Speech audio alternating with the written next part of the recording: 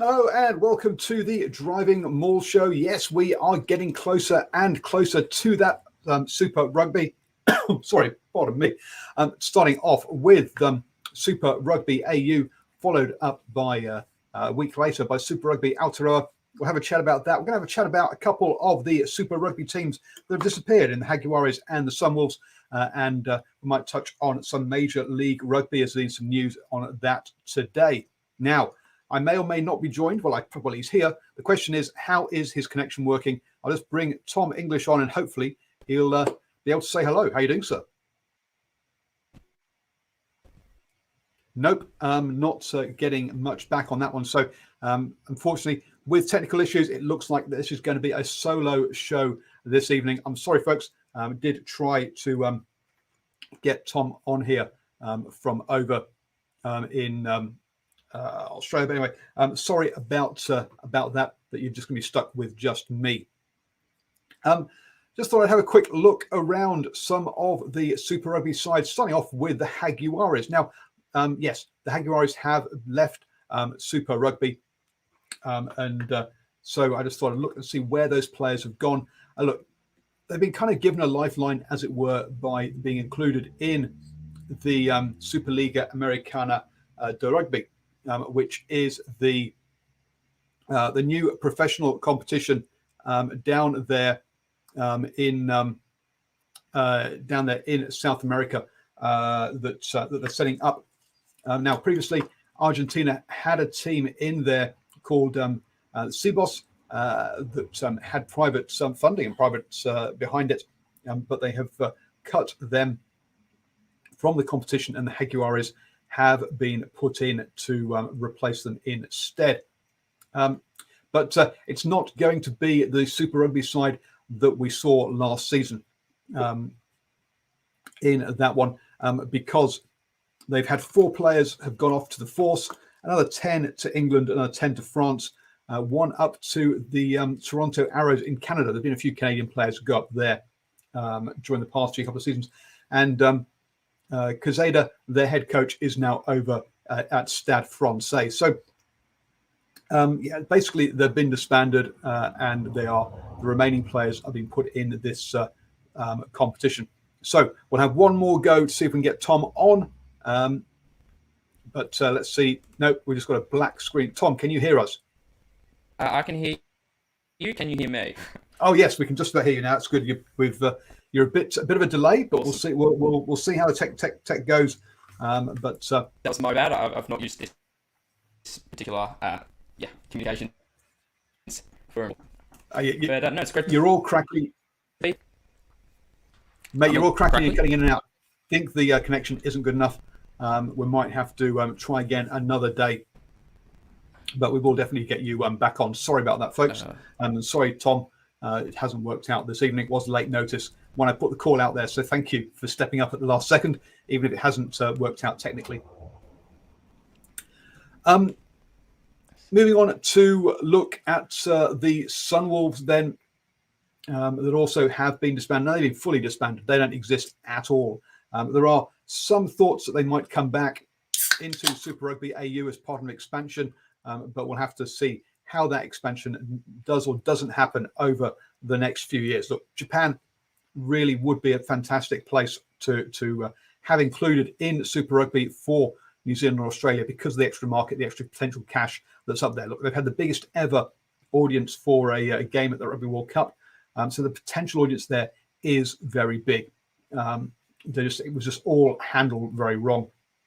The majority of their players have headed back to their top league teams, and then the few others have headed back mainly to their kind of provinces. Mitch Jacobson back to Waikato, for example, in there. Lenny Apasai back to Auckland. A couple of players have headed overseas, though. Henkus van Wyk is over at San Diego Legion, and we'll talk about them later. And Corey Thomas at the LA Giltinis, so 2 sides in Major League Rugby. And Onehunga Havili is over got over to France with Orilek as well. I think one of the Pro D2 teams over there. But on the whole, yep, have stepped down a level. I remember the that Super Sunwolves team was pulled together at the was a brand new side last year. Really, the previous teams players had all a lot of them had stayed with their top league teams and weren't released for the Sunwolves, and with Sunwolves just existing for 1 year, you can understand why they didn't want to lose their jobs at their other clubs. So, yep, a bit of that one going on. Good evening to Simon Hughes and Jack Darby on the live stream there. Don't forget, folks, that you can join us live every Tuesday at 8 p.m. We're live on Facebook, YouTube, and Twitter. Those two guys are currently watching on YouTube. Just search the New Zealand Sports Radio for those places. Also, you can listen to us as a podcast as well. Just search for New Zealand Sports Radio on your favourite podcatcher. That way, you'll also get all of the morning sports briefings every single morning, and our cricket, rugby league, and new football show that is coming up as well. So basically that's where the Sunwolves players have gone. As Jack says, not long yet till rugby comes back, and let's have a quick look at Super Rugby AU and some of the stats around the changes of players. So what I've done is I've gone through each of the teams, had a quick look at how many players have left, how many players have joined. It gives an idea as to how much churn or turnover there has been on the within the squads, which will give us. And one of the things that you'll remember, a guy I've mentioned obviously before, Ben Darwin with his gain line analytics, is that they believe that its connectivity and its continuity is an important part of any team and how well it works. So continuity is a good thing. Lots of changeover means that it's going to take time for the team to settle, and there will kind of be issues. So the Crusaders, for example, have been a big team that don't change much, but we'll get on to them later. Looking at the teams then, for the Brumbies, it looks like they've lost 9 players and they've brought in 9 new players. The players have generally quite a couple of retired, but the others, a few have headed overseas. So Guy Porter, Blake Enver to up over to the UK, and then 3 players have headed over to Japan. A couple have moved internally within Super Rugby AU as well. And whilst they brought in James Tucker from the Blues and Nick White over from Exeter Chiefs, it's good to see that other 7 players all come through the club system within the Canberra system there by the looks of things, which is good to see.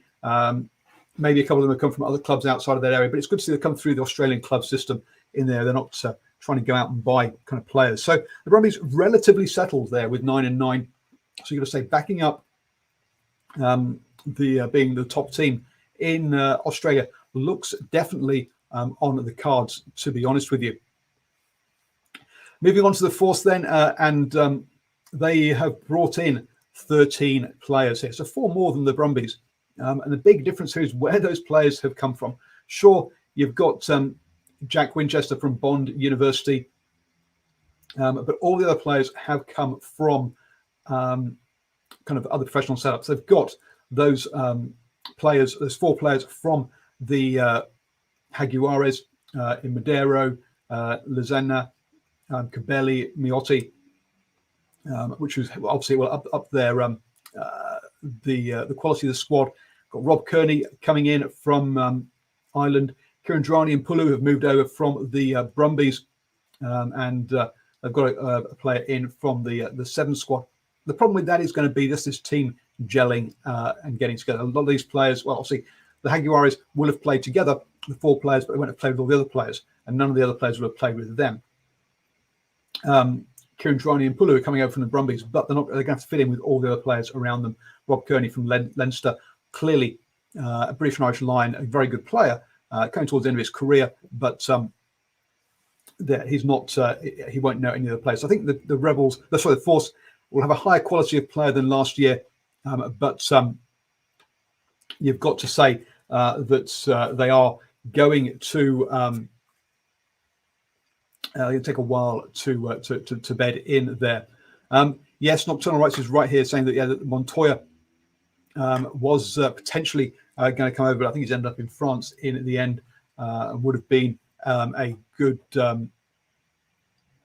addition to the to their squad. Again, adding quality there, having the starting Argentinian hooker would have been very useful for them. But yeah, aside that, it's going to take time to gel.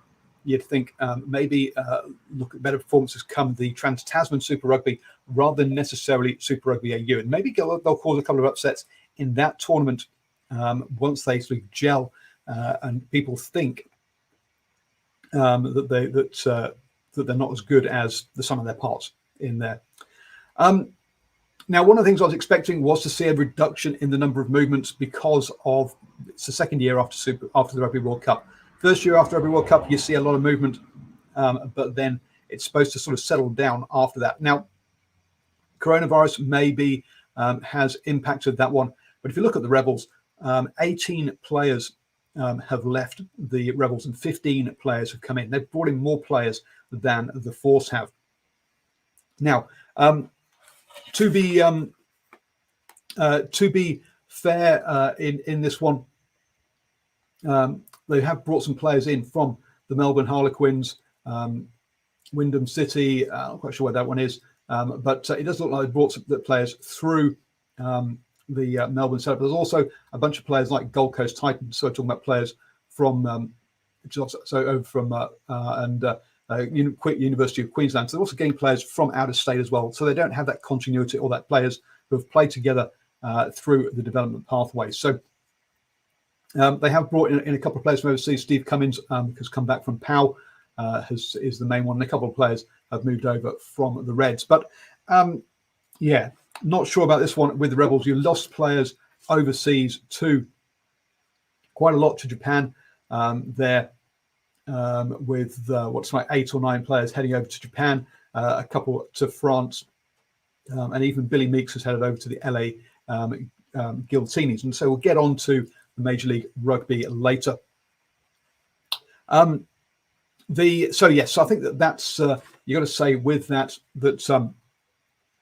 the Rebels, you've got to be concerned for them really with that amount of change there. Dave Wessels. Did a really good job with the Force, but has he really done it?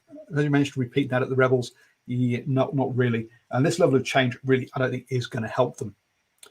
Jack Darby asks a good question here. Is, will the Trans-Tasman comp happen? The answer to that one, I think, is yes. Personally, will it happen in the format that has been suggested? Probably not. In all honesty, that may be not happening. What they might do. But maybe they'll have to switch where the games are being played and play all the ones in New Zealand first and all the ones in Australia or something like that. But look, the Rugby Championship happened last year. We're going to be another, 6 or so months on from that, knowing more about how to handle travel and bubbles. So you'd think that, and as that didn't cause any issues, you'd think that maybe that we'd be able to do it. Remember, New Zealand does have exemptions for these kind of competitions, like the cricket tours we've had.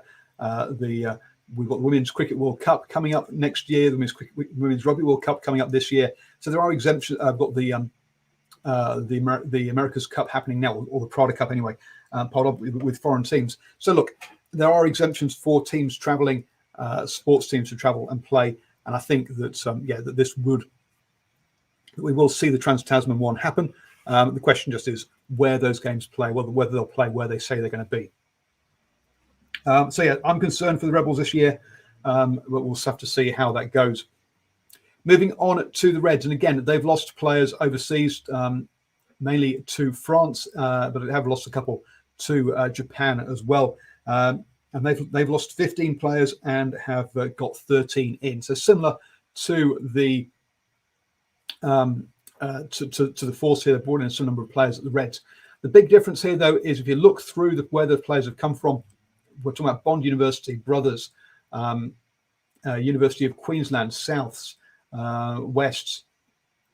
Okay, there's a player from the Melbourne Storm who are a rugby league player, but most of the players have come through the club scene in Queensland, and they will know each other from that. So there will have been, so there will be some form of what's the word? Yeah, some form of connectivity amongst those players. I wouldn't be surprised if they were part of a wider training squad previously. So you've got to say, so look, whilst the Reds have had a lot of turnover, players like I don't know, Isaac Lucas,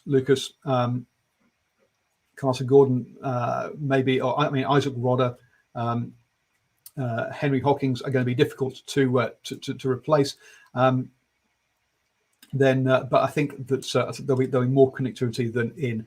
I'm not as worried about them as I am the Rebels, even though they've got a similar amount of turnover because of how they've recruited within that team. And yes, it's and Jack says, yeah, the Reds have quite a young team. We keep saying that every single year under Brad Thorne. He's got rid of the old players and it's all young. At some point, they've got to grow up. You can't just keep saying they're a young team and keep getting rid of the old guys and getting new young guys in. At some point, they've got to sort of start to say that, stop using that as kind of a reason for their performances. Will this be the year? Nocturnal Rights says this could be their year. He reckons we'll have to wait and see on that one. But yeah, I'm relatively positive about the Reds, though, from the way they've changed. The Waratahs, on the other hand, 21 players have left the Waratahs. You look at some of the players that they've lost. We're talking about Ned Hannigan, Jed Holloway, Rob Simmons, Tom Staniforth. That's basically their entire locking department has disappeared. Ray McClunley has gone to the fourth. The rest of them all gone overseas. They've also lost Michael Hooper as well. They're one of their captain. Mac Mason didn't play last year, or Jack Walsh, but they've lost depth in their fly half. Curtly Beale has also gone as well. So, and Carmichael Hunt has been released. So, look, I mean, got a side here that is, that perhaps is trimming out a lot of dead wood. They've only brought in 8 players.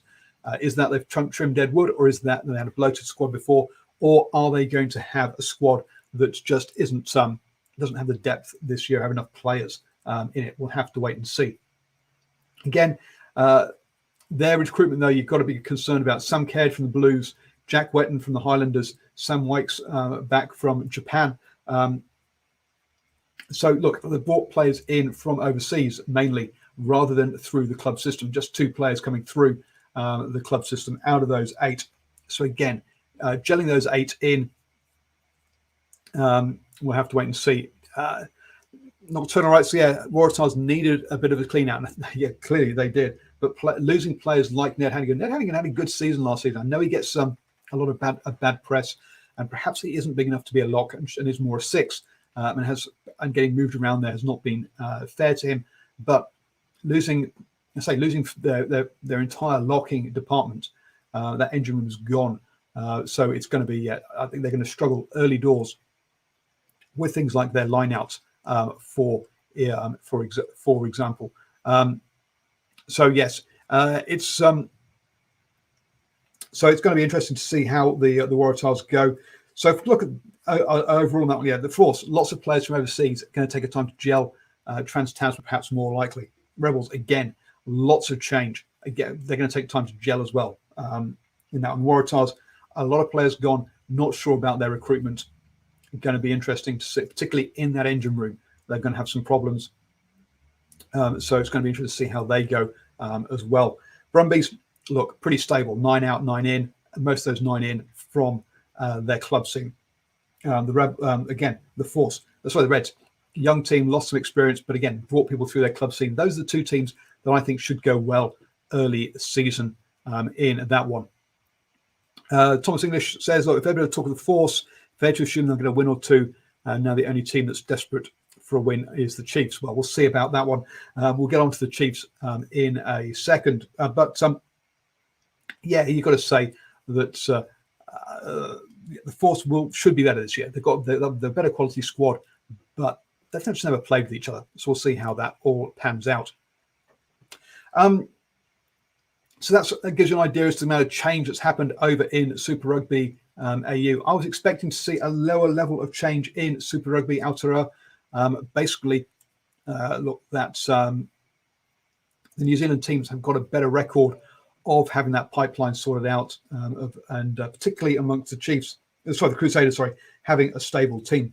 But actually, there's been quite a lot of turnover here as well. Now, again, is that has coronavirus impacted this? Have we seen that players didn't leave last year post Rugby World Cup like they were expecting to, and have moved this year? But I think they had quite a lot of change last year, so we'll have to see how this one goes.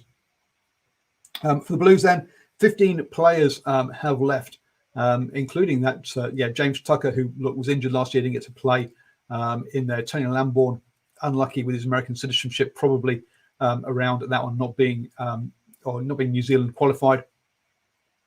Bowden Barrett obviously is off to Japan on his sabbatical, which is a tough one. Jordan Highland has gone back. Matt Duffy as well. So look, on the whole, have their losses been key players, with the exception of Bowden Barrett? Probably not, to be honest. Good squad players, but maybe not key, but not the key players, which is sort of a good thing.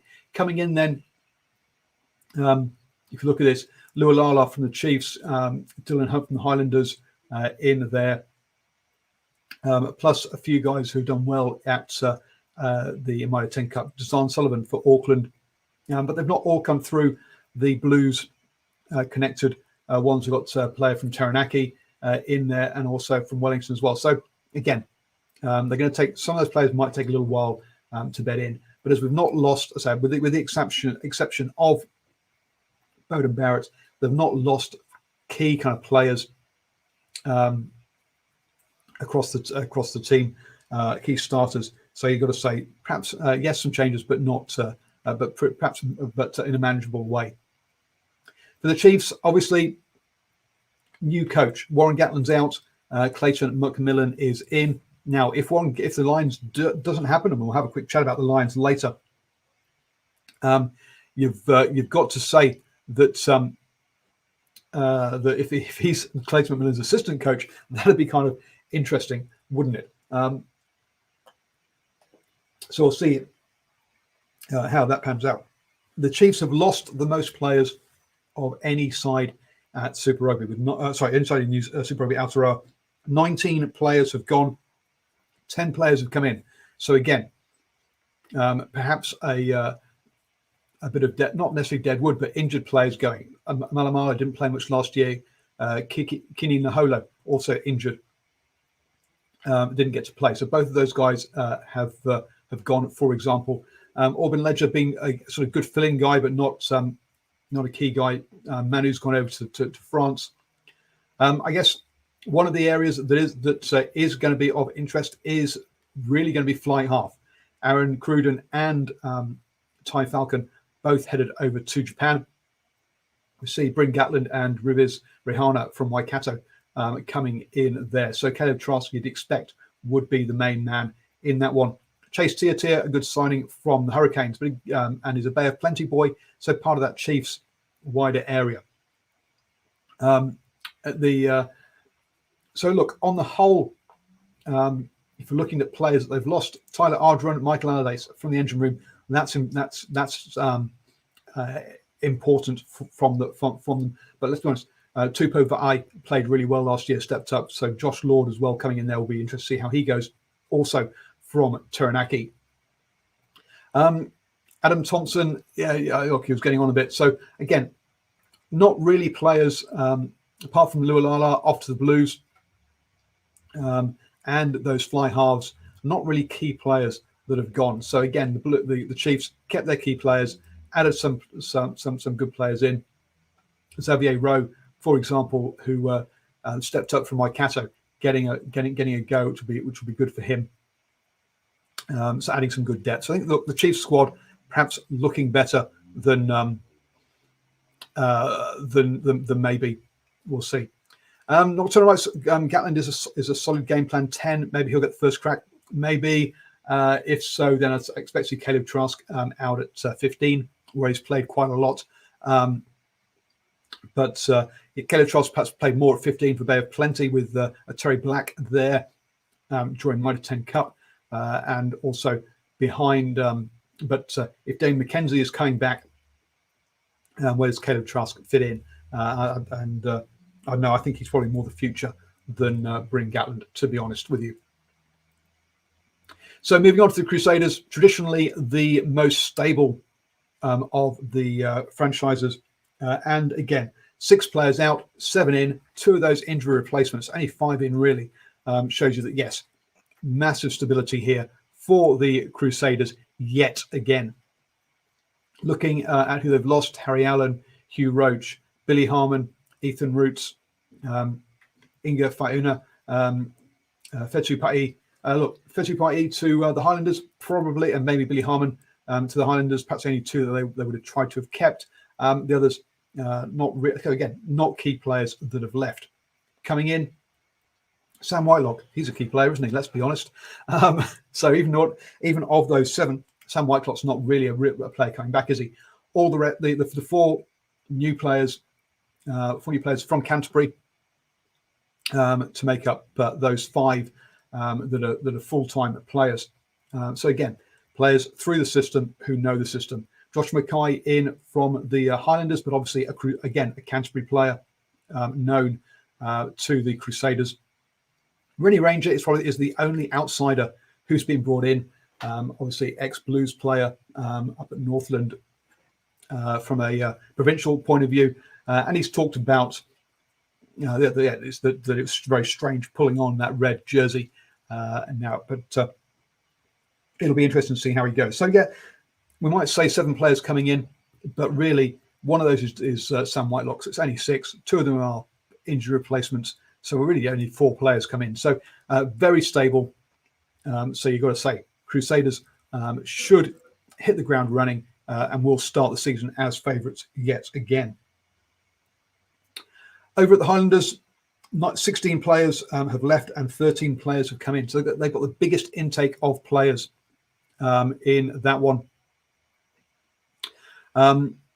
Tony Brown, obviously there's been a coaching change as well in here. Nocturnal writes, McKay unlucky to miss Highlanders, but he had chances and Brown wants a big 14. Look, I'm not sure it's about Brown wanting a big 14. When you look at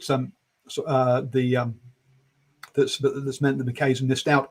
You've got Milner Scudder and Villamoni Croy there, so it's not like they've got small players. So not like they're all big players.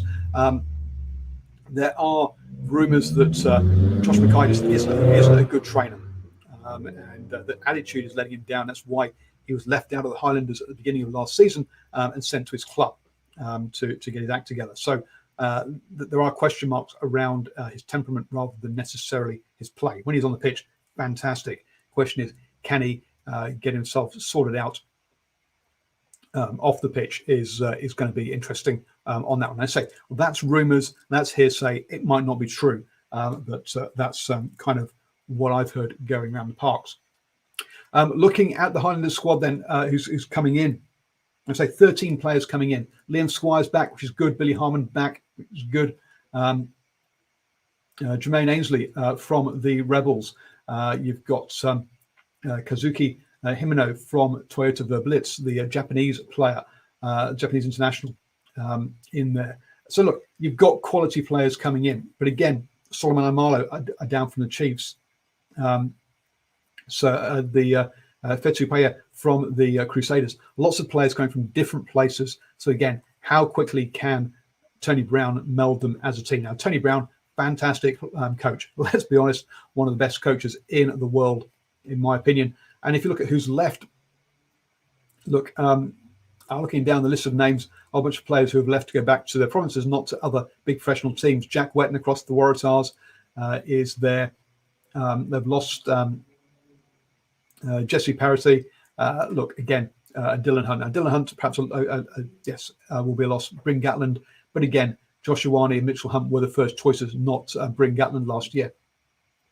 Rob Thompson and Tarangi Walden in the centres there. That could be, but they've still got Scott Gregory, Michael Collins, Theo Tompkinson, Fetu Thomas Manga Jensen. They're sort of good centres. So that's no real problem.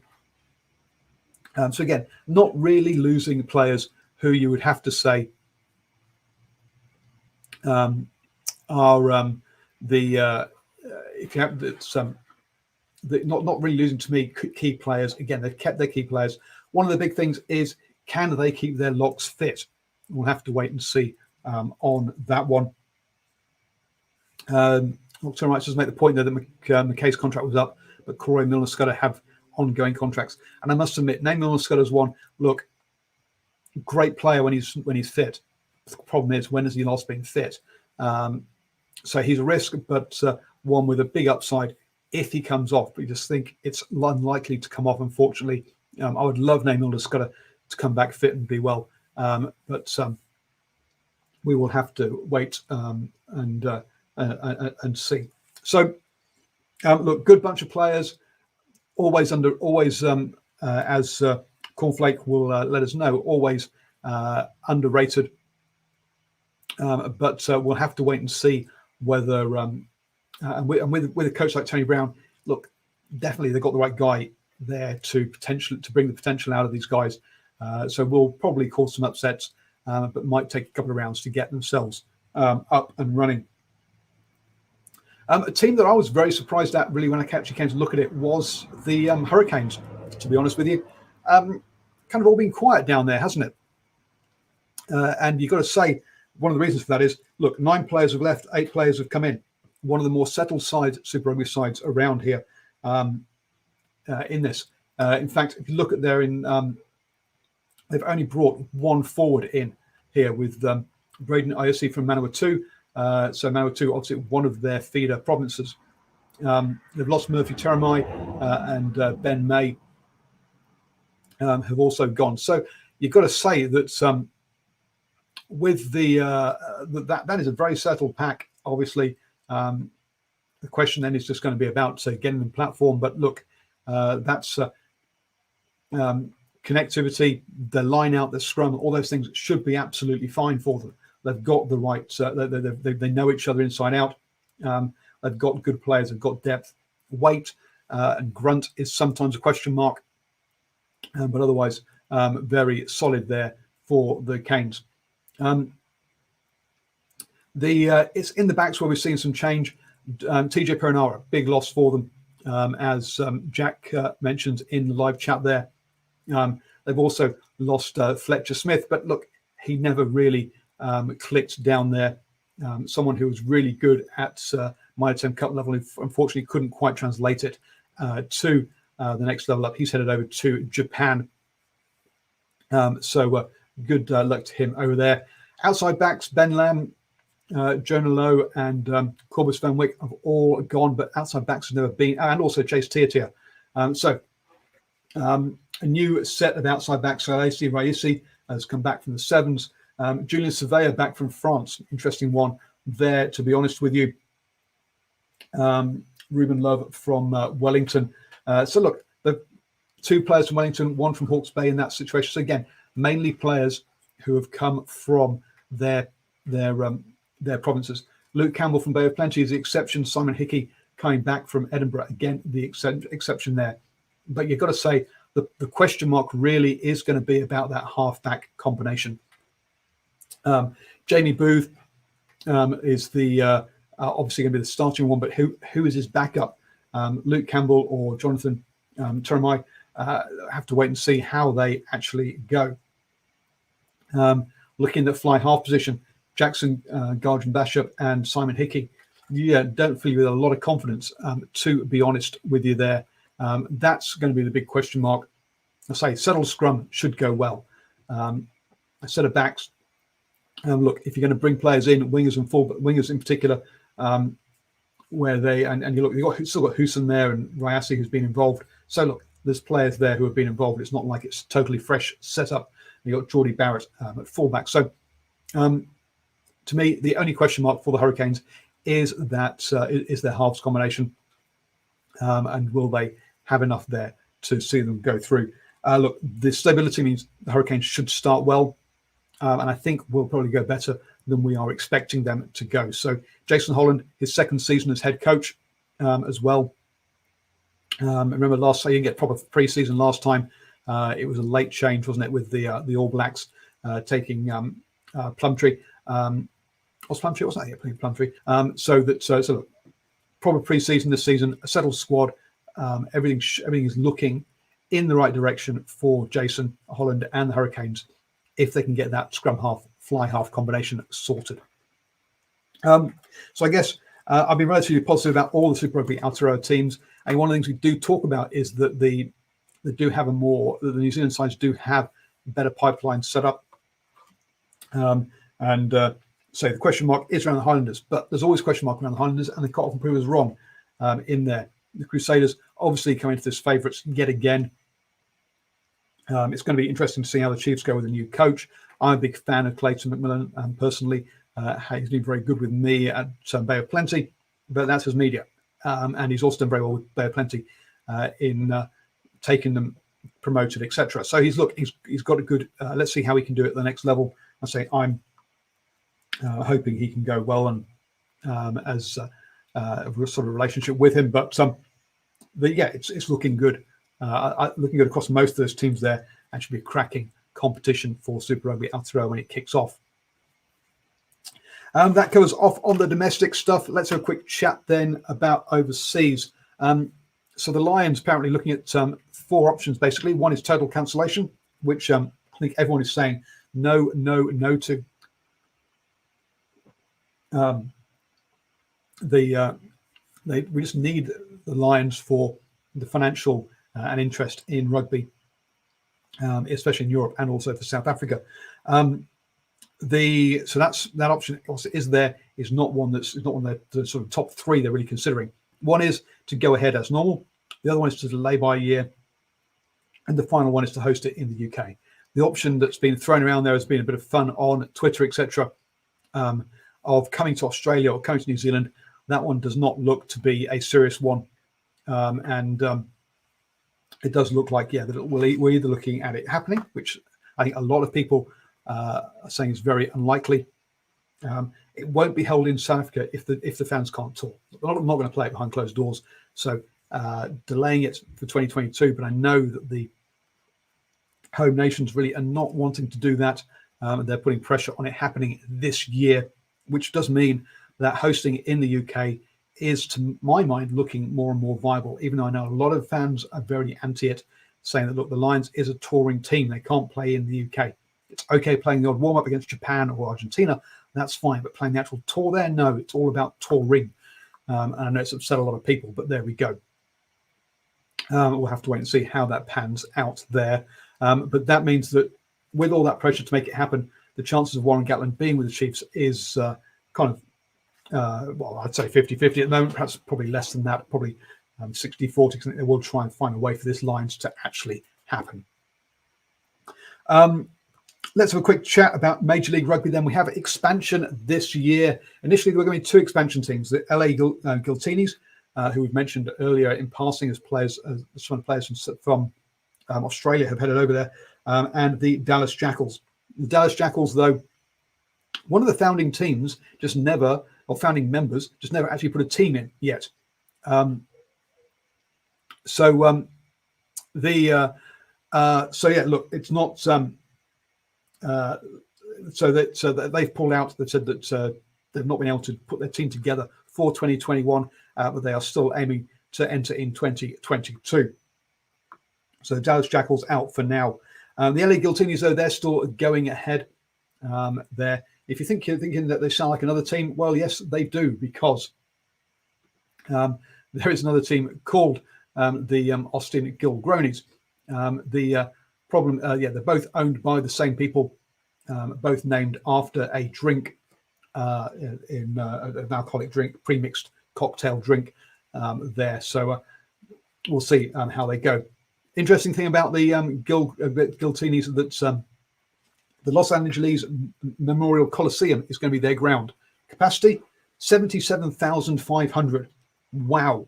I can't see them filling that, let's be honest. This is going to be in their first season, but there we go. That is way bigger than any of the other grounds. New Orleans with the gold mine at 10,000 is the next biggest. So more than 7 times bigger than any other ground that playing in. So it's going to be interesting to see how that goes. Clearly, it's going to be it's going to look bad, isn't it? It's going to look empty. that pans out for the LA Guiltinis over there. We had news today that the San Diego Legion will not be playing in San Diego. They're moving their entire season to Las Vegas. Now, I'll be honest, I'm not up on the different COVID rates and different COVID regulations in the USA, and to know what it's like across these different things. I did reach out to I did put the question out there on Twitter to say, could all the teams relocate to Vegas?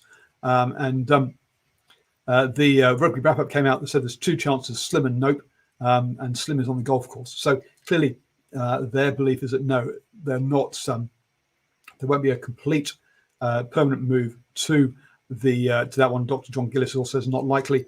But the American Rugby Pod came back and said, look, more teams will likely temporarily move to another city at this point. They need to play to ensure the future of the league.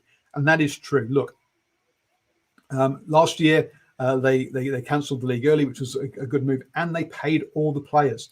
None of the players missed out. They actually got their contracts played, which is fantastic to see them do that.